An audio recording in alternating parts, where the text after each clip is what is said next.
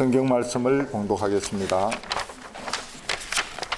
누가복음 5장 27절부터 28절까지 말씀을 봉독하겠습니다. 그 후에 예수께서 나가사 레위라 하는 세리가 세관에 앉아 있는 것을 보시고 나를 따르라 하시니 그가 모든 것을 버리고 일어나 따르니라. 아멘. 예전에 제가 목회하던 그 가까운 도시에서 어떤 그 폭력 조직의 보스가 아주 나이 들어서 결혼을 하게 되었습니다. 근데 그 결혼식 하는 날 그 부근은 아주 난리가 났습니다. 보스의 그 결혼을 축하하기 위해서 여러 파에서 중간 보스들이 다 모여들었는데 전부 벤츠와 BMW 타고 다 모여들었습니다. 그날 온 벤츠만 100대가 넘습니다. 그때 제가 깨달은 것이 고급 벤츠나 BMW는 조폭 보스가 타는 거구나, 이런 생각을 가졌습니다. 그때 여러 조직에서 이 조폭들이 몰려들고 또 교통 정리한다고 교통 경찰도 출동을 하고 또 어느 조폭이 참석했는가 조사한다고 형사들도 막 출동을 하고 또 수많은 조폭 부하들, 깍두기들, 머리 짤막하게 이렇게 자른 사람들이 까만 이런 양복 입고 와가지고 형님 오셨습니까? 형님 오셨습니까? 뭐 이런 바람에 아주 결혼식 주인은 북새통을 이루고 결국 신문에까지 나게 되었습니다. 얼마나 난리를 피웠는지. 근데 그 결혼 주최 쪽하고 경찰하고 사고 안 치고 해산하겠다고 약속을 했기 때문에 그날은 뭐 주먹질 같은 거 없이 해산을 했다고 합니다. 근데 이 보스가 이 결혼하는 게 그렇게 대단하더라고요. 정치인들도 화환을 보내고 국회의원도 화환을 보내고 이 조직 보스하고 국회의원하고 굉장히 친한 것 같았어요. 한 번은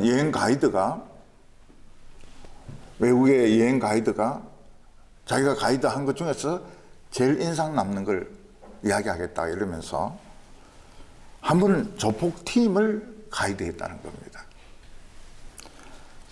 자기는 조폭을 가이드하는지도 모르고 그냥 현장에 가서 보니까 전부 덩치가 크고 인상이 험하고 머리는 짤막하게 잘랐는데 조폭이 틀림없더라는 겁니다. 그래서 이 가이드는 오늘이 내 제삿날이구나, 오늘 내 맞아 죽는다, 그러면서 벌벌벌 뜨고 있는데 그 중간 보스 하나가 야 일로 와, 가이드 일로 와 이러면서 너는 까불지 말고 입 다물어. 뭐 설명한다고 하지 마. 우리 그런 거 싫어. 그냥 조금 높은 사람 보면 90도로 딱 고개 숙이고 형님 안녕하십니까 이것만 하면 너 오늘 살아서 간다. 그래서 이 가이드는 조금만 보스처럼 보이면 쫓아가지고 90도로 형님 안녕하십니까, 형님 안녕하십니까, 이랬더니 진짜 별일이 없더라는 겁니다. 그래서 자기가 사망해서 살아서 나왔다, 이런 이야기를 한 적이 있습니다. 한 번은 교도소에서 저에게 편지가 왔습니다. 겨울에 교도소가 너무 추우니까 내복을 내어줬으면 좋겠다. 그리고 성경을 읽을 수 있도록 성경을 좀 보내줬으면 좋겠다. 그래서 내복도 보내고 그 교도소에 성경도 보냈습니다. 근데 이 사람의 물건이 오는 걸 보고 교도관들이 깜짝 놀라는 거예요. 왜냐하면 저희한테 편지를 보낸 그 죄수는 그 교도소 전체 최고 악질이었습니다. 그 사람에게는 물품을 넣는 사람이 아무도 없습니다. 그런데 김선택 목사라는 사람이 내복하고 성경책을 보냈단 말이죠. 그러니까 교도관들이 네 같은 놈도 누가 내복을 보내는 분이 있구나. 놀랬어요. 또 이 사람은 그걸 받고 나서 저한테 답장을 썼습니다. 내복을 보내주셔서 감사합니다. 제가 출소하면 교회로 한번 찾아뵐까 합니다. 근데 굉장히 부담스러워요. 그냥 그 옷 입고 안 왔으면 좋겠어요. 근데 자기는 인사해야 되겠다는 거예요, 인사를. 아니, 내복하고 성경책을 받고 어떻게 인사 안 할 수가 있냐고. 꼭 교회 가서 목사님에게 인사를 하겠습니다. 그런데 마음속으로는 계속 기도했죠, 안 오기를. 왔는지 안 왔는지는 모르겠어요. 교인들이 많아가지고 인사하는 게 쉽지가 않습니다. 세상에서 죄인을 부르거나 죄인을 찾아가는 사람은 경찰 아니면 검사입니다. 그들이 죄인을 부르거나 찾아가는 이유는 잡아서 수갑 채우고 재판해가지고 감옥에 집어넣으려고 찾아가거나 부르는 겁니다. 그래서 죄인들이 검찰의 부름을 받거나 경찰이 찾아오면 절대로 좋은 대접을 받을 수가 없습니다. 조사실에 딱 들어가는 순간부터는 뭐 사랑이나 동정 같은 거 없습니다. 무슨 이야기를 해도 조사관은 믿지 않습니다. 그리고 자기가 하지 않은 것을 자꾸 했다고 대답을 강요를 합니다. 인간을 어떻게 그렇게 불신하는지 몰라요. 무슨 이야기를 해도 조사관은 믿지 않습니다. 똑같은 질문을 수십 번, 수백 번 합니다. 아무리 아니라고 해도 소용이 없습니다. 욕을 얻어먹는 것은 물론이고 따기를 맞기도 하고 서류로 머리채를 맞기도 합니다. 그래서 얼마 전에 어떤 면장은 조사받다가 스트레스가 막 쌓이니까 유서를 써놓고 죽어버렸습니다. 그런 일이 있을 때마다 검찰에서는 하는 발표가 있습니다. 강압조사는 없었다. 똑같습니다. 강압행위는 없었다.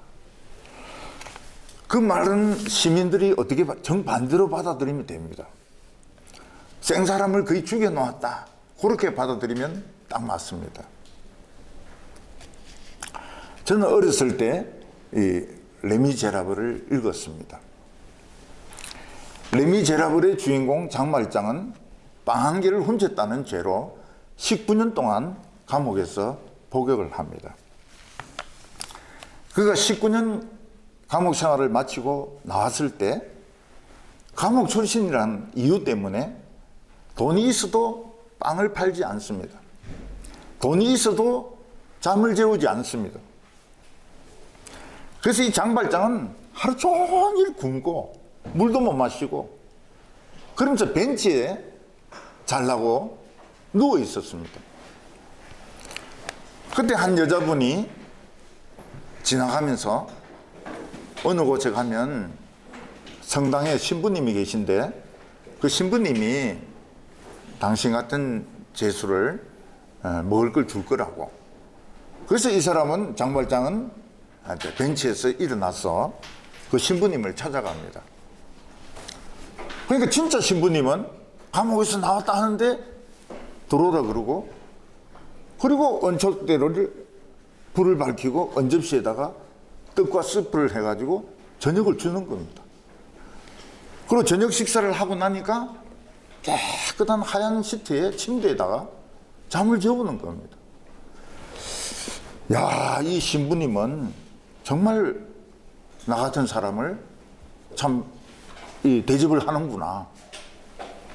그 자다가 옛날 생각이 난 거예요. 감옥소 생활이 난 겁니다.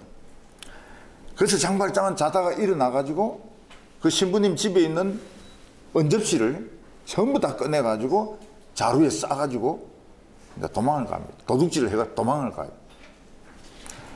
장발장이 도망을 가다가 경찰인데 잡혀가지고 불신검문에 붙들려가지고 도로 돌아오게 됩니다. 그래서 경찰관이 그 이야기를 합니다. 이 사람이 교도소 출신인데 아무래도 이 짐 안에 있는 은접시와 은그릇이 신부님 집에서 훔친 것 같아서 잡아가지고 데려왔습니다. 신부님이 한번 확인해 주시기 바랍니다. 그 신부님이 또 보더만 이거 맞습니다. 내가 다 준 겁니다. 촛대까지 줬는데 촛대는 또 안 가지고 가더라고요. 그러면서 촛대까지 그 넣어가지고 보내는 거예요. 그때 제가 참 그 초등학생이지만 감동을 많이 받았습니다. 야, 마음속에 촛대는 하나 더 가지고 있어야 되겠구나. 어떤 사람이 잘못을 했을 때 그걸 가지고 뭐 옳거니 틀리거니 따지는 것보다도 촛대를 하나 더 가지고 있어가지고 그거 가지고 줘야 되겠구나. 그런 생각을 했습니다. 진짜 그때 감동을 받았어요. 그리고 또 하나는 훌륭한 신부님이나 훌륭한 목사님이 되려면 거짓말을 잘해야 되는구나. 그걸 또 깨달았습니다. 사실 그대로 이야기하면 안 돼. 거짓말을 해야 훌륭한 신부님이 되는구나. 훌륭한 목사님이 되는구나. 굉장히 감명이 깊었습니다.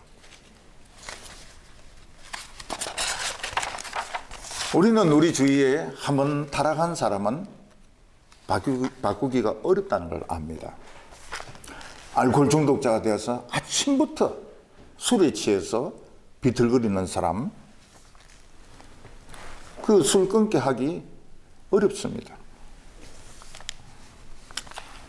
마약에 중독이 된 사람들, 마약에서 벗어나기가 어렵습니다. 샌프란시스코 맨 먼저 동성애를 허용하지 않았습니까? 동성애가 끝나지 않습니다. 마약 도시입니다. 마약 도시. 대낮에 총을 가지고 택시 타려면 이 강도지대가 돈 빼서 그 마약 삽니다. 이 벗어나기 어려워요. 마약 중독자가 마약을 안 먹으면 금단정세 때 미쳐서 죽습니다. 도박장에서 도박하다가 재산 다 날린 사람, 도박장 못 떠납니다. 그 주위에서 얼쩡거리면서 다른 사람 도박하는 거 도와주면서 푼돈 받아가지고 삽니다. 어떤 여자 중학교 교사는 방학이 되어서 강원랜드로 놀러 갔습니다. 장난삼아 파친코에 가서 땡기는데 나온 거예요. 줄줄줄 나온 거예요. 안 나와야 되는데 나온 거예요. 그때부터 독이 올라가지고 계속 하다가 전세금도 집어넣고 퇴직금도 집어넣고 자동차도 집어넣고 지금 거기서 못 떠나고 있습니다. 파출부 하면서 못 떠나고 있어요. 폐인이 돼 있습니다. 그러나 이 세상에서 제일 쓸모없는 사람은 죄에 중독이 된 사람입니다. 죄에 중독이 된 사람은 아무리 오래 기다리고 아무리 용납을 해도 착한 사람이 될 수가 없습니다. 그런 사람들은 감옥에 가두든지 할 수 있으면 멀리 하는 것이 좋습니다. 그런데 이런 죄인들을 좋아하는 분이 한 분 계십니다. 그분은 바로 예수님입니다. 예수님의 눈에는 이 세상의 모든 사람들이 죄에 중독된 사람들입니다. 사람의 몸 안과 영혼에 죄의 바이러스가 들어와서 전부 중독이 된 사람들입니다. 알코올 중독자가 되고 도박을 하고 살인을 저지른 사람들은 이게 바이러스가 이게 잠복기를 지나가지고 발병이 된 겁니다. 아주 얌전하게 있는 사람들은 잠복하고 있는 겁니다. 모든 인간들은 바이러스에 다 감염이 되어 있습니다. 우리는 메르스라든지 코로나를 통해서 이런 병이 잠복하는 것이 얼마나 무서운지 알아보셨을 겁니다. 저도 지난주에 이 독감하고 코로나 예방주사 맞았는데 뭐 며칠 전에 완전히 그냥 걷는 게 춤추는 겁니다. 춤추는 거. 예. 코로나 걸린 거나 같아요. 예.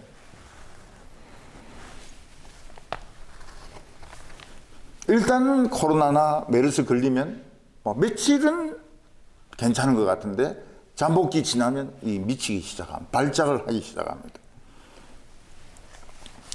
결국 죽습니다.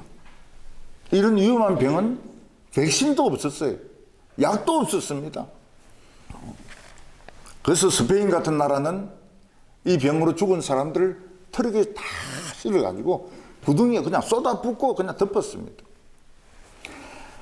중국 같은 데서는 그냥 화장단이 모자라니까 그냥 온 동네에서 장작을 쌓아가지고 화장을 하니까 그냥 온 농촌 전체가 화장장이 되어버렸습니다. 근데 예수님은 바로 이런 아주 민감한 전염성 죄에 감염된 죄인들을 부르셨습니다. 그리고 그들을 사랑하셨습니다. 왜냐하면 예수님은 백신을 가지셨기 때문입니다. 백신을 가지셨기 때문에 죄를 두려워하지 아니하시고 죄인을 싫어하지 아니하셨습니다. 오늘 첫 번째로 예수님은 죄인을 부르셨습니다. 아마 사람들 마음속에 돈 욕심이 없는 사람, 이성에 대한 정욕이 없는 사람은 한 명도 없을 겁니다. 사람은 이 돈 욕심 때문에 도둑질도 하고 남을 속이기도 하고 살인도 합니다. 사람이 돈에 대해서 무관심할 수 없는 이유는 돈만 가지고 있으면 뭐든지 할 수 있으니까 돈 욕심을 내는 겁니다. 세상에서 제일 무서운 것이 돈에 중독이 되고 성욕에 중독이 되는 것입니다.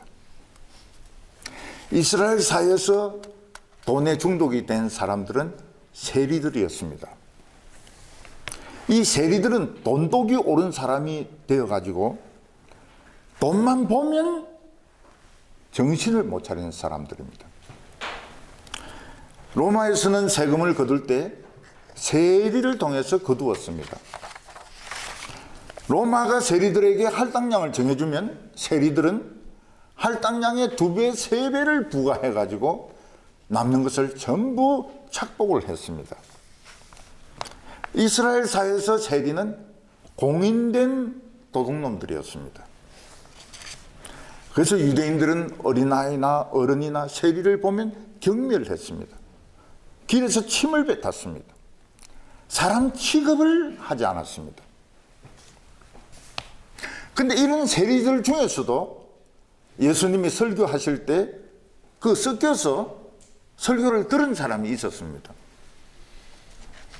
세리들 중에서는 돈만 위하여 살고 싶어하는 사람도 있었지만은 예수님의 말씀을 듣고 이 돈 욕심에서 벗어나서 인간답게 한번 살고 싶다, 그런 생각을 하는 세리도 있었습니다. 그러나 사람들은 아무도 몰랐습니다. 유대인들은 대개 이름을 2개 이상 가지는 것이 보통이었습니다. 레위라는 세리가 있었는데 그 사람은 마태라는 이름을 또 가지고 있었습니다. 그는 예수님이 자기를 알리라고는 꿈에도 생각하지 못했습니다.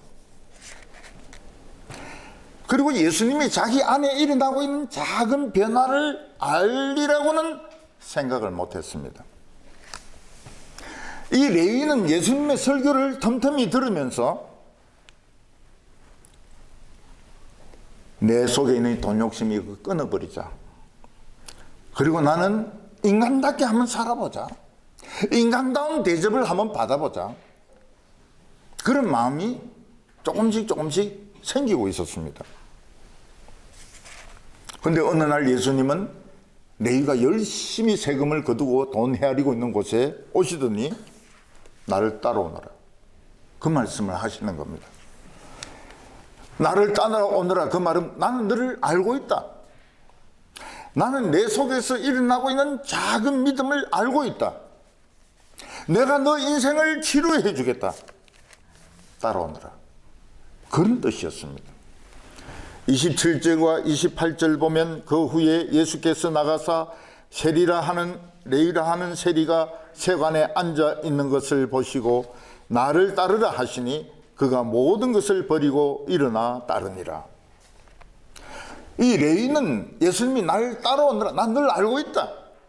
너 마음속에 일어나는 작은 변화를 나는 알고 있다. 따라오느라 이렇게 했을 때 모든 것을 그 즉시 스톱하고 예수님을 따라갔습니다. 레이가 가면서 뭐라고 생각합니까? 나는 돈하고는 끝이다. 나는 이제 돈하고는 끝이다. 나는 예수님 따라간다고. 레이는 예수님에게 예수님 지금 제가 카운트하고 있는 중입니다. 요거는 카운트를 해야 됩니다. 돈을 헤아려야 됩니다. 요거 다 헤아리고 따라가겠습니다. 그게 아닙니다. 자기가 가지고 있는 헤아리고 있는 돈 딱 중간에 스톱합니다. 정리하고 있는 장부 딱 스톱합니다. 그리고 무조건 예수님을 따랐습니다. 왜냐하면 돈 욕심에서 풀려나서 인간답게 살고 싶어가지고. 뒷일이 어찌 되든지 간에 앞으로 먹고 살든지 어찌든지 간에 나는 사람이 되고 싶다. 나는 인간답게 살고 싶다. 이 마음이 있었던 겁니다. 세리가 예수님을 따르는 것은 큰 사건이었습니다. 유대 사회에서 아주 센세이셔널 사건이 세리가 예수의 제자가 되는 것이었습니다. 왜냐하면 공개적인 돈도둑이 예수님을 따르면 예수님의 이미지가 얼마나 나빠지겠습니까? 예를 들어서 우리 교회에 교인들이 오는데 전부 그냥 문신한 족들만 쭉 들어온다면 얼마나 이 이미지가 나빠지겠습니까? 예? 이름을 바꿔야 되지 않겠습니까? 문신족 교회라고. 예수님은 착하고 지식 있는 사람을 제자로 부르지 아니하시고 이 돈도둑을 제자로 부르셨습니다. 그러면 예수님도 이 돈도둑의 친구가 되는 겁니다. 셰익스피어가 쓴 베니스의 상인을 보면 베니스의 부자 안토니오가 친구의 결혼을 위해서 유대인 샬록에게서 돈을 많이 빌립니다. 그 돈을 빌리는 담보가 무엇인가 하면 돈을 갚지 못할 때 자기 가슴살 한 파운드를 떼준다는 겁니다. 그 작품을 보면 얼마나 영국인들이 유대인들을 경멸했으며 인간 취급을 하지 않았는지 알 수 있습니다. 완전히 그 셰익스피어의 그 작품에서는 이 샬록을 개 취급을 합니다. 안토니오는 돈을 빌렸는데 배가 침몰해가지고 빚을 갚을 수가 없습니다. 그래서 빌린 돈의 몇 배를 다른 사람에게 융통해서 갚겠다 이래 하니까 샬록은 필요 없다는 거예요. 너 가슴살 한 파운드 그것만 남 받으면 된다는 겁니다. 뭐 돈을 얼마나 주겠다 무슨 소리를 해도 샬록은 듣지 않습니다. 그때 그 결혼한 친구 부인이 아주 지혜로운 사람입니다. 그 사람이 법학학사 가운을 입고 와가지고 계약서를 보더니 이 계약서가 맞다. 당신은 저 안토니오의 살 1파운드를 떼가라고. 안 그래도 샬록은 아침부터 이 칼을 갈고 있었습니다. 가슴살 떼내려고. 근데 자세히 보니까 피를 흘리라는 말이 없네. 그러니까 피는 흘리지 말고 한 파운드를 떼가라고. 피를 안 흘리고 한 파운드를 떼갈 방법이 없지 않습니까? 그때 샬록은 막 아이고 내 살 없어도 되니까 돈 원금이나 달라고 이러니까 안 된다는 거예요. 살 떼가라. 응? 피는 흘리지 말고. 결국 이 샬록은 망합니다.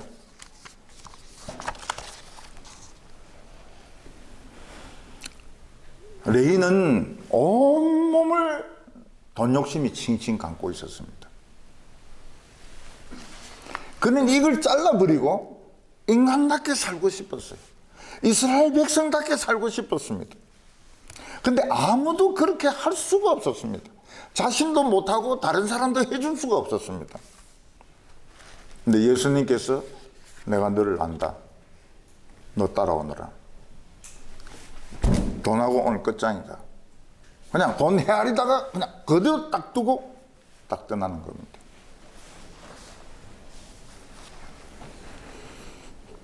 저녁에 레위는 자기가 번 돈을 다 털어넣어 가지고 잔치를 벌립니다.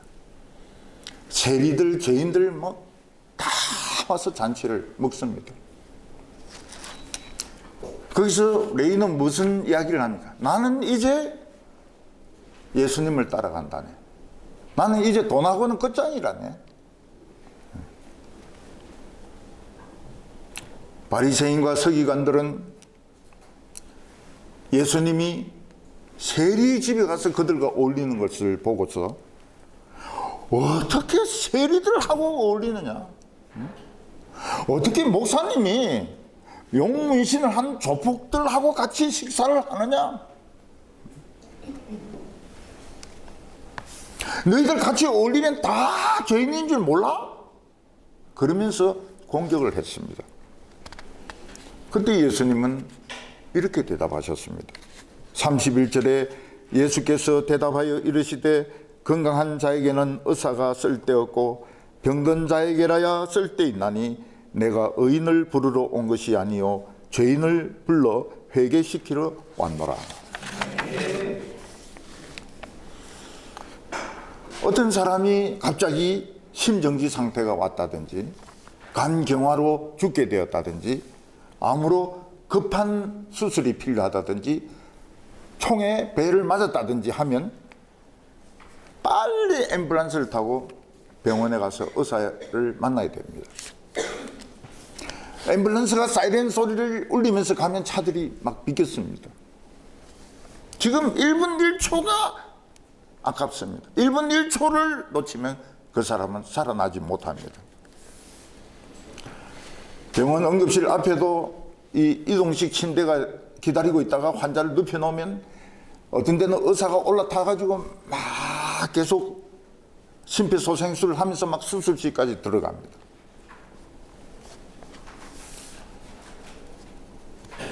아프지 않는 사람은 앰뷸런스를 탈 필요가 없습니다. 전에 어떤 한국 사람은 교통사고가 났는데 앰뷸런스를 타고 가다 중간에 내려버렸어요. 걸어서 집에 갔습니다. 왜냐하면 미국 앰뷸런스는 돈을 내야 된대요. 이 사람이 택시비가 없는 거예요. 앰뷸런스 택시비가. 이런 걸 보면 한국은 진짜 살기 좋은 나라입니다. 앰뷸런스 돈 안 받아요. 그냥 누워 있으면 됩니다. 근데 미국은 정신 들자마자 내려야 돼요. 택시비를 내야 되기 때문에. 어떤 사람은 베트남에서 교통사고 나서 앰뷸런스 타는데 보니까 침대만 하나 있더라는 거예요. 아무것도 없이. 뭐 이 산소 호흡기, 뭐 이 혈압기 아무것도 없어요. 그래서 베트남에서는 교통사고 나도 앰뷸런스 안 탑니다. 그냥 집에 가요. 그냥 집에 가서 뭐 찜질을 하든지 어쩌든지 이렇게 하지 병원에 안 가요. 환자는 의사가 급합니다. 그 시간을 놓치면 죽습니다. 그러나 아프지 않는 사람은 의사가 필요 없지요.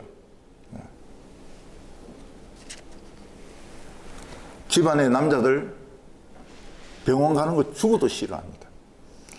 부부 싸움 하는 게 그겁니다. 부인은 병원 좀 가라 그러고 남편은 죽어도 가기 싫다 하고. 왜냐하면 남자는 그 진찰 받는 거 굉장히 싫어해요. 그 나중에 도저히 아파서 안 되면 갑니다. 자기가 갑니다. 가보니까 암이고 전이가 되고요. 폐암은 뇌암으로 그냥 바로 올라가 버립니다. 뇌암으로. 절망을 합니다. 대장암은 옆에 있는 기관에 빨리 전이 됩니다. 그러니까 암은 이 시간입니다. 시간. 암은 빨리 가서 잘라내고 이 치료를 해야지 시간 문제입니다. 예수님은 의인을 부르러 온 것이 아니고 죄인을 부르러 왔다고 말씀하셨습니다. 이 세상에는 의인이 없습니다. 다 죄인입니다. 근데 훌륭한 사람들은 잠복되어 있기 때문에 자기가 죄인인 줄 모릅니다. 근데 발작하는 사람들, 세상에서 막 뒹굴고 문제를 일으키고 사고치는 사람들은 이제 잠복 기간이 끝난 거예요. 이 사람들은 예수님을 찾아옵니다.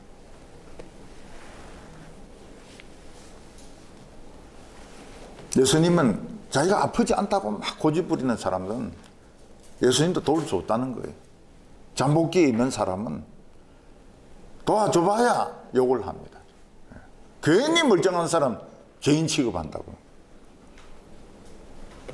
근데 자기가 지금 막 발작이 일어났습니다. 막 열이 일어나고 온몸이 쑤셔서 죽을 지경입니다. 그때는 예수님에게 달려갑니다. 오늘 우리들은 잠복기 중에 있든지 잠복기가 끝났든지 간에 내가 죄인이라는 생각이 들면 무조건 예수님께 오면 됩니다. 이게 완전히 이거는 봉 잡는 비결입니다. 가만히 생각해보면 내가 죄인이구나. 그럼 빨리 교회 오면 됩니다. 뭐 망설일 필요가 없어요. 왜냐하면 예수님은 우리를 좋아하시기 때문에. 부부 싸움 했다. 동생을 올라타서 두들겨 팼다. 남의 돈을 좀 훌쩍했다. 설득했다. 그럼 막 바로 교회로 오세요. 교회로. 이게 완전 성공하는 비결입니다. 여러분 교회에서 어때 병이 생기면, 암이 생기면요, 수많은 사람들이 비법을 가르쳐 줍니다. 뭐 물을 삶아 드세요, 호박을 쪄 드세요, 또 어디 저 산 넘어 있는 거기서 침을 맞으세요. 그걸 진심으로 생각해서 이야기해 줍니다. 그대로 다 하면 어떻게 됩니까? 틀림없이 죽습니다. 그걸 안 들어야 돼. 너무 많은 이야기를 해주기 때문에 안 들어야 돼. 그리고 딱 한 사람의 의사를 찾아가야 됩니다. 자기가 선택을 해야 돼요. 가서 그 사람이 하라는 대로 다 하면 100% 삽니다. 지금 암은 생존율이 90%가 넘어요. 지금 그리 무서운 병이 아닙니다.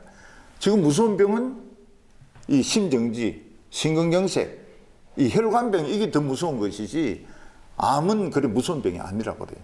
100% 삽니다.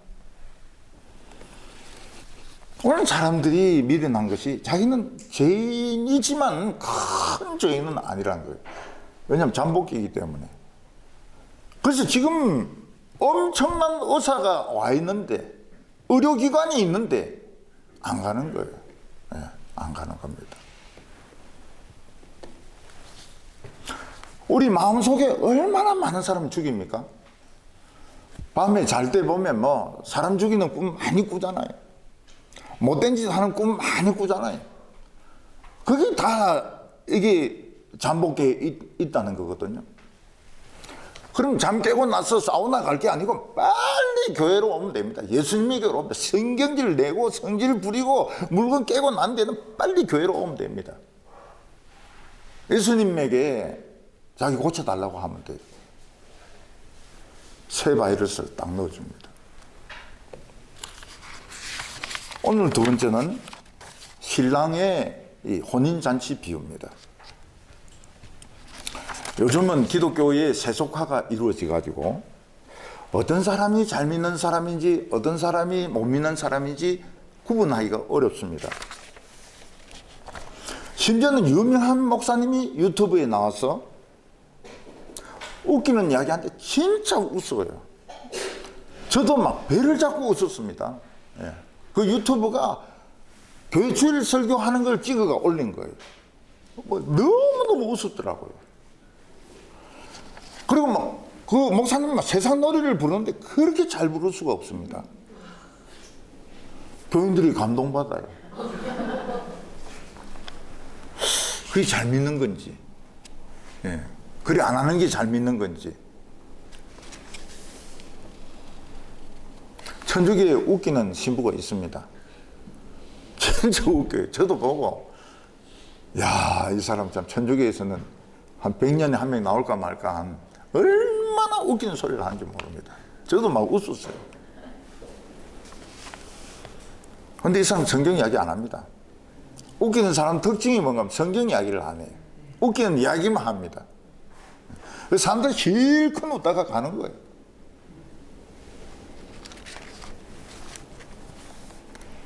기도 몇 시간씩 하는 목사님이 훌륭한 목사님인지,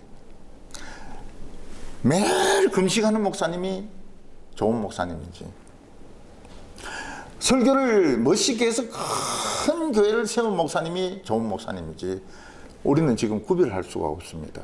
세속화가 이루어져가지고요. 예수님 당시에는 잘 믿는 목사님, 잘 믿는 교인을 뭘 가지고 따졌는가 하면 금식을 가지고 따졌습니다. 그래서 금식을 일주일에 3번씩 하면 잘 믿는 사람입니다. 바리새인의 제자들, 세례 요한의 제자들은 일주일에 3번씩 금식했습니다. 근데 예수님의 제자들은 금식을 안 해요. 늘 배가 고팠기 때문에 금식할 여유가 없었습니다.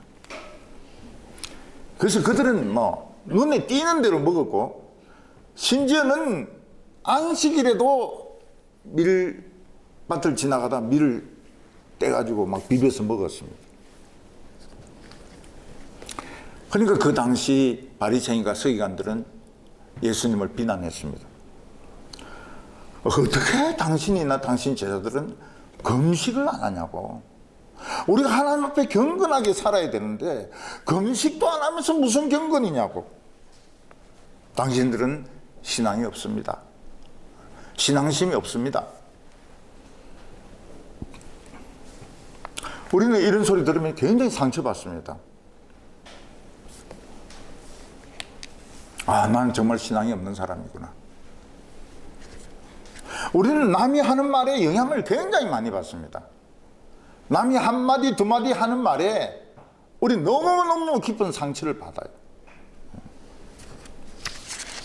그때 예수님은 신앙 안 나쁘다고, 우리 신앙 안 나쁘다고 이야기를 하십니다. 33절부터 보면 그들이 예수께 말하되 요한의 제자는 자주 금식하며 기도하며 바리새인의 제자들도 또한 그리하되 당신의 제자들은 먹고 마시나이다. 예수께서 그들에게 이르시되 혼인집 손님들이 신랑과 함께 있을 때에 너희가 그 손님으로 금식하게 할 수 있느냐. 그러나 그 날이 이르러 그들이 신랑을 빼앗기리니 그 날에는 금식할 것이니라. 신앙이라고 하는 것은 금식을 얼마나 자주 하느냐, 얼마나 많이 굶느냐, 거기에 좌우되는 것이 아니라고 말씀하셨습니다. 신앙은 예수님께 가까이 있는 것이 신앙입니다. 하나님을 가까이 하는 것이 신앙입니다. 뭘 먹느냐 안 먹느냐 그게 신앙이 아닙니다. 라면 먹고 예배 드린다 해서 신앙이 안 좋아지는 거 아닙니다. 순대 먹고 예배 드린다 해가지고 하나님 야 냄새 난다 이러지 않습니다. 어제 저희 동네에 뭐 이렇게 막 바자회 같은 거 하더라고요. 그래서 제가 쓱 둘러봐가지고 평소에는 한 번도 먹어본 적이 없던 순대 볶음 그거 사가지고요. 네, 사가지고 순대 먹었다 해서 오늘 설교 못하게 한다면 저는 뭐 참 큰일 나죠. 네. 예수님에게 가까이 가는 거, 하나님께 가까이 가는 거. 네. 우리가 왜 하나님을 가까이 합니까? 죄의 구렁텅이에서 건져주셨잖아요. 우리를 지금 살려주셨잖아요. 자꾸 가까이 가고 싶어요. 그게 신앙이 좋은 거지. 라면 먹었느냐 순대 먹었느냐 안 먹었느냐 그건 기준이 안 된다는 겁니다. 부부가 어떻게 하는 게 부부가 친한 거냐? 서로 금식하고 서로 명상하고 서로 등 돌리고 앉아 있을 때 그 부분은 굉장히 서로 사랑하는 거냐? 그건 사랑하는 게 아닙니다. 그건 이제 갈라지기 직전입니다.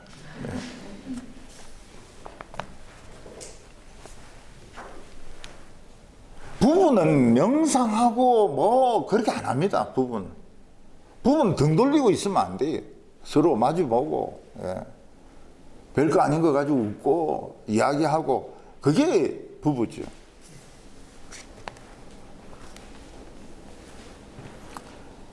유대인들은 지금 메시아를 못 만났습니다. 엉뚱한 지금 잔치집에 가가지고 왜 음식이 안 나오나 굶고 있는 거예요. 혼인 잔치집에 가야 혼인 음식이 나오는데 지금 딴 집에 가서 뭐 굶어야 되나 말아야 되나 지금 이런 생각하고 있습니다. 근데 예수님의 제자들은 메시아를 만났고 그 잔치집에 들어갔습니다. 거기서 막 나와요. 말씀이 막 나옵니다. 막 코스 요리로 말씀이 막 나옵니다. 나중에 디저트로 밀겨울까지 막 나옵니다. 막 먹어요. 유대인들의 혼인잔치 보면 음식이 계속 나옵니다. 포도주도 계속 나옵니다. 그리고 신랑과 신부 모든 하객들이 손을 잡고 추면서 막 춤추면서 돕니다. 전쟁 때도 돕니다.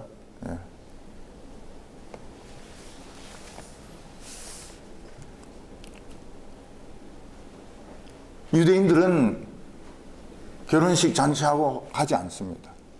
그냥 계속 먹어요. 춤을 춥니다. 신랑과 신부가 막 돌아다니면서 춤을 춥니다.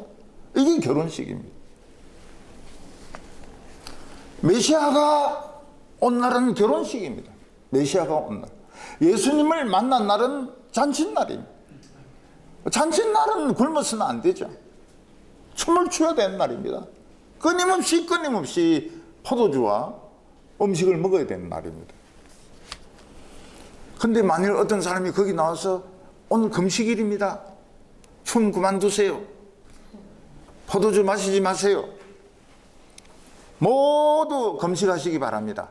그렇게 이야기한다면 그 사람은 결혼식을 깽판 놓으려고 온 사람입니다. 제가 어렸을 때 제일 기억에 남는 것은 촌에서 하는 결혼식이었습니다. 촌에서.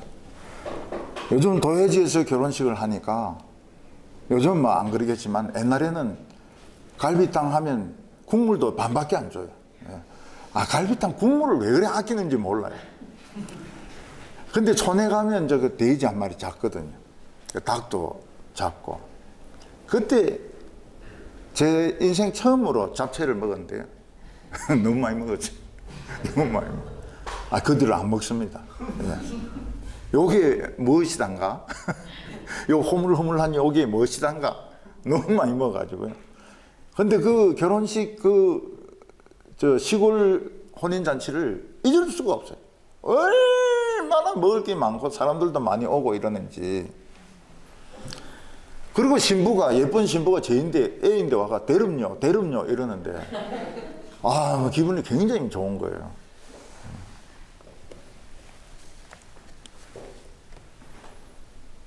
예수님은 우리의 의사로 왔습니다. 알고 보니 의사가 신랑입니다. 의사 겸 신랑입니다.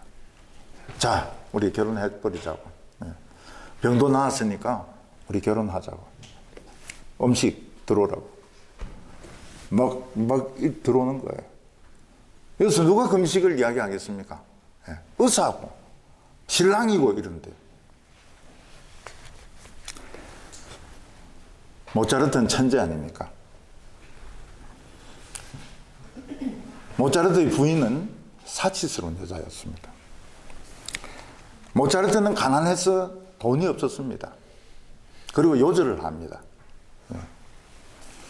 이 사람이 부인에게 남겨준 돈이 한 푼도 없습니다. 그런데 어떤 귀족이 모차르트의 가치를 압니다. 모차르트의 악보를 모아야 된다. 모차르트 집에 가면 악보가 바닥에 널려져 있습니다. 소파 사이에도 끼어져 있고 책상 밑에도 들어가 있고 막 온데 다 흩어져 있습니다. 이 사람이 모차르트의 악보를 모아야 된다. 그 방법이 뭐냐? 이 모차르트 부인이 이걸 전부 쓰레기장에 다 버리려고 그랬거든요. 지금 막 온 집 바닥이 악보입니다. 이 사람이 모차르트 부인하고 결혼을 합니다. 결혼을 해가지고 그 악보를 다 모으는 거예요. 그래서 모차르트의 악보가 살아남게 됩니다. 그리고 끝까지 부인을 잘 돌봐줍니다. 부인을 이용해 먹은 게 아니에요. 부인에게 그 자기 남편 된 도리는 다 합니다. 그래서 이 사람이 죽었을 때 모차르트의 부인의 남편이다. 이렇게 얼마나 모차르트를 사랑했는지. 그 모차르트의 악보를 살리려고 그 부인하고 결혼을 해요. 예수님이 뭐라면 지금 의사가 왔다. 의사가 왔으면 금식해야 됩니까? 치료를 해야 됩니까? 치료를 해야 되거든요. 지금 나았습니다. 근데 의사가 신랑이 결혼하자는 겁니다. 그럼 결혼해야 됩니까? 말하면 결혼해야 되지 않습니까? 근데 음식은 지금 준비되어 있는 겁니다. 딱 하니까 음식이 양쪽에서 쫙 들어오는 거예요. 춤춰야 됩니까? 안 춰야 됩니까? 춤춰야 되죠. 결혼식 날 어떤 사람이 치료받고 결혼하는데 금식할 사람이 어딨냐. 치료도 안 되고 버림받았을 때 그때 금식하고 죽어야지. 금식하면 무슨 소용이 있나요? 근데 예수님은 금식할 때가 온다고 이야기했습니다. 그때가 언젠가면 신랑을 뺏길 때입니다. 신랑은 예비군 훈련 가는 게 아닙니다. 전쟁하러 가는 것도 아닙니다. 신랑은 모든 사람들을 살릴 수 있는 백신을 구하러 죽으러 갑니다. 이게 남아 있습니다. 예수님은 몇몇 사람은 살릴 수 있습니다. 그러나 모든 사람을 살리려면 자신이 죽어서 백신을 만들어야 됩니다. 그때 제자들은 슬퍼할 겁니다. 모든 믿는 사람들은 애통할 겁니다. 그러나 예수님은 웃으면서 돌아오십니다. 너에게 평안이 있을지어다. 성공했다. 백신 만드는 데 성공했다. 이제 메르스, 코로나 감기다. 폐렴 감기다. 내가 드디어 백신을 만드는 데 성공했다고. 예수님이 하신 말씀이 백신입니다. 설교 말씀이 백신입니다. 설교 들으면서 치료가 다 되는 겁니다. 오늘 마지막으로 새 사람은 새 옷을 입어야 된다고 말씀하고 있습니다. 한때 영화 중에서 악마는 프라다를 입는다, 그런 영화가 있었습니다. 아마 그 영화하고 명품하고는 관계가 없는 영화인 것 같습니다. 아주 악랄한 상사가, 여자 상사가 부하직원을 달달달달 볶으니까 부하들이 무슨 일을 꾸미는 것처럼 영화를 만드는데 그 악마 역할을 맡는 메릴 스트립, 아주 유명한 연기파 여자 배우죠. 그 여자가 악마는 프라다를 입는다 이거 찍으면서 자기 굉장히 비참했다 그래요. 역시 악마 역은 안 좋은 것 같아요. 여러분, 아무리 멋있는 슈퍼 모델도 환자복을 입으면 안 예쁩니다. 더욱이 제수복을 입으면 더 안 예쁩니다. 예수님께서 유대인들에게 폭탄 선언을 하십니다. 어떤 사람이 낡은 옷을 입었는데 찢어졌을 때 새로 산 옷을 배에 가지고 갖다 붙인 사람이 있느냐, 이렇게 말씀하셨습니다. 예수님은 이 섬유에 대해서도 많이 알고 계셨습니다. 이 섬유는 인장강도라는 게 있어가지고 섬유가 서로 땡깁니다. 그래서 새 섬유는 낡은 섬유를 땡겨가지고 끊어버립니다.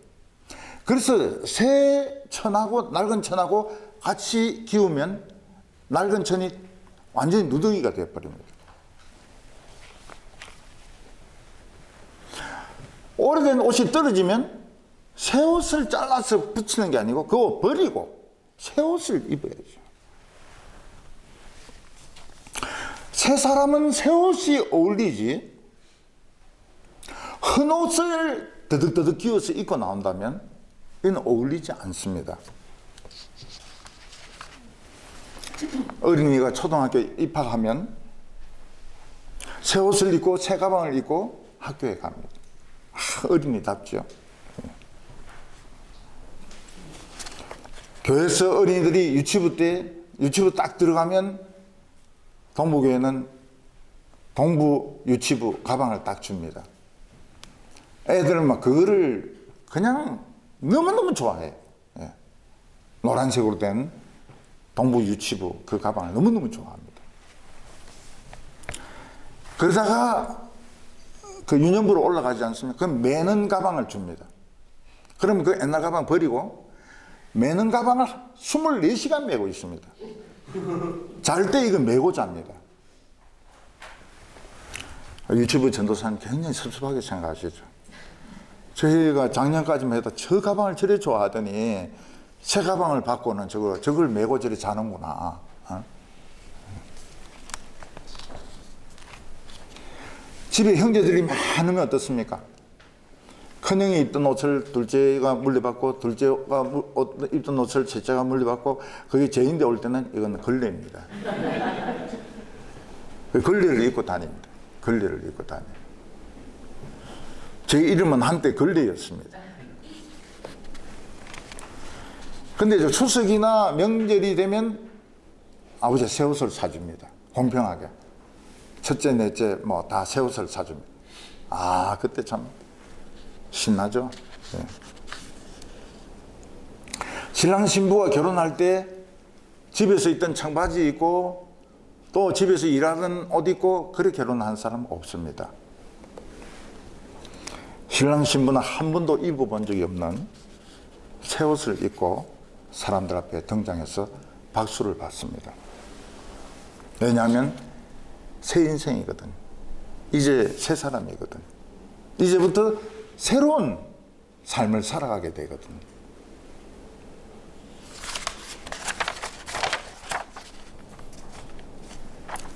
결혼한 지 30년, 40년 되면 어떻게 됩니까? 새 옷을 입을 기회가 없습니다. 그래서 결혼한 지 30년, 40년 된 사람이 옛날 결혼식 했을 때 입은 옷을 입으면 어떻습니까? 이게 빡빡하고 이 단추가 뜯어집니다. 예. 이게 살이 나와가지고.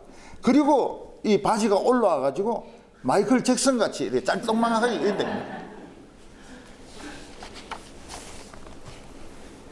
만약 신랑이 신부가 이 새 옷을 막 가위질 해가지고 흰 옷에 갖다 붙인다면 악마입니다. 왜 결혼식을 망치냐고. 저는 저희 딸이 결혼할 때 가지고 있었던 로망이 하나 있었습니다. 그게 뭔가 한국의 그 웨딩 드레스가 얼마나 아름답습니까? 뒤로 막 질질 끌리는 거. 그걸 입고 한번 결혼했으면 그게 늘 마음속에 소원이었습니다. 우리 딸은 하얀 이 드레스 입고 입장을 해야 된다고. 코로나가 왔습니다. 뭐 사람들 모일 수도 없습니다. 내가 컴퓨터 치워가지고 중고 드레스 7만 원짜리 똥짤만한 거 딱 입고 지금도 아직 흰 드레스 보면 마음에 트라우마가 남아있어요. 우리 딸이 저걸 입었어야 되는데.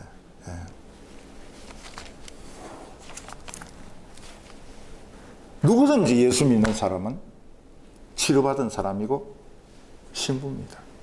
새 사람입니다. 이 새 인생을 살아야 돼. 지금까지 살아온 인생을 살면 안 됩니다. 새 사람이. 흰옷은 맞지가 않습니다. 흰옷은 어제까지 설거지 한다고 방청소 한다고 임시로 입은 것이지 새 옷은 맞지가 않습니다. 이 세상에 돈이나 명예나 성공은 맞지가 않습니다. 이 사람에게는 복음의 옷이 맞습니다. 천국의 기쁨이 맞습니다. 성령의 기름이 맞습니다. 능력이 맞습니다. 능력이 있어야 됩니다. 예수 믿는 사람은 능력, 파워, 파워가 있어야 됩니다. 사탄의 세력을 이기는 능력의 옷, 이게 우리에게 맞는 겁니다. 병원에 가보니까 새로 의대를 졸업한 학생들 있지 않습니까? 새 의사 인턴들 팔빨 이 풀달인 그 가운 입고 여기 뭐 연세대, 서울대 이 마크 달고 막 이러면서 차트 하나 들고 돌아다닙니다. 치료는 하나도 못해요. 그래서 이 가운에 얼마나 자존심을 가지는지 모릅니다. 왜냐하면 앞으로 의사의 길이 열려 있거든요. 예수님은 포도주 비유를 들어서 설명을 하십니다. 유대인들에게 최고로 맛있는 음료는 포도주입니다. 주인이 포도주를 담으면 새 포도주를 새 부대에 넣어서 발효를 시킵니다. 왜냐하면 이 부대는 양가죽이기 때문에 발효가 되면 터져버립니다. 새 포도주는 새 부대에 넣어야 안에 가스가 새도 터지지 않습니다. 여기 포도주는 예수님의 가르침 복음입니다. 예수님의 가르침은 새 사람만이 받을 수 있습니다. 우리는 새 부대입니다. 오랜 가르침, 공자의 가르침, 노자의 가르침 터져버립니다. 이 해석이 안 돼요. 해석이 안 됩니다. 그 사람을 터져버리게 만듭니다. 행설수술하는 게 터졌다는 뜻입니다. 우리는 새 사람이기 때문에 구약 방식으로 예배드리지 않습니다. 여기서 양 한 마리 데려와서 양을 죽여가지고 막 불태우면서 예배드리지 않습니다. 어떤 이집트 사람은 프로포즈 하는데 염소를 끌고 와가지고 여자에게 줍니다. 결혼해달라고. 염소가 기절하면서, 여자가 기절하면서 가라고 그럽니다. 내가 좋아하는 거는 염소가 아니라고. 자꾸 반짝이는 거예요. 왜 그런 눈치가 없나는 거예요, 이게 지금. 이게 지금 100년 전입니까? 유목민 시대입니까? 염소를 끌고 와가지고 결혼하자고. 자꾸 반짝이는 거 있지 않습니까? 티파니에서 파는 거. 우리는 구약 방식으로 예배드리지 않습니다. 우리는 유대교와 천주교 같은 식으로 예배드리지 않습니다. 우리에게는 새로운 기쁨이 있고 새로운 힘이 있습니다. 새로운 인생이 있습니다. 폭발력 있는 믿음, 이게 우리 것입니다. 새 포도주라고 하면서 오래된 포도주보다 맛이 없으면 그건 엉터리입니다. 이 성경 속에는 오래된 부대를 터뜨리는 힘이 있습니다. 지금 우리 사회는 아주 낡은 이조 시대의 이 부대로 되어 있습니다. 사람들의 머릿속에 든 것은 조선시대, 일제시대 때, 그리고 해방시대 때의 사고방식을 가지고 있습니다. 터뜨려버려야 돼요. 터뜨려버려야 돼요. 새 사람이 새 포도주를 마시면 어떻게 됩니까? 취하는 게 아닙니다. 기분이 새로워지고 신선해지고 굉장히 똑똑해집니다. 오늘 우리가 이 새 포도주를 마시고 낡은 푸대는 다 버리십시다. 옷도 못 입는 옷은 다 버리십시다. 네, 다 버리십시다. 다 버리면 어디로 갑니까? 동남아시아로 갑니다. 그리고 우리는 더 상쾌하고 더 신선하고 더 능력 있는 이런 삶을 사시기를 바랍니다. 오늘 우리 한번 말씀 들으면서 한번 제가 기도하고 난 뒤에 우리 통성으로 한번 기도하겠습니다. 하나님 아버지, 오늘 저희들을 예수님께서 찾아와 주셔서 무서운 죄의 이 바이러스, 무서운 죽음의 바이러스를 치료해 주시고 저희들을 새 사람으로 삼아주심을 감사합니다. 예수님은 우리의 은인입니다. 하나님은 우리의 아버지이십니다. 하나님은 우리가 죄를 지어도 사랑하십니다. 하나님은 우리가 회개하고 돌아오면 더 좋아하십니다. 오늘 이곳에 오면 무조건 하나님은 우리를 환영하십니다. 여기서 우리가 하나님을 두려워하지 말게 하여 주시옵소서. 쭈빗쭈빗하지 말게 하여 주시옵소서. 과거에 사로잡히지 않게 하여 주시옵소서. 하나님, 저희들을 새 사람으로 만들어 주시옵소서. 옛날에 좋지 못했던 기억들 다 잊어버리게 하여 주시옵소서. 예수님의 이름으로 기도하옵나이다. 아멘.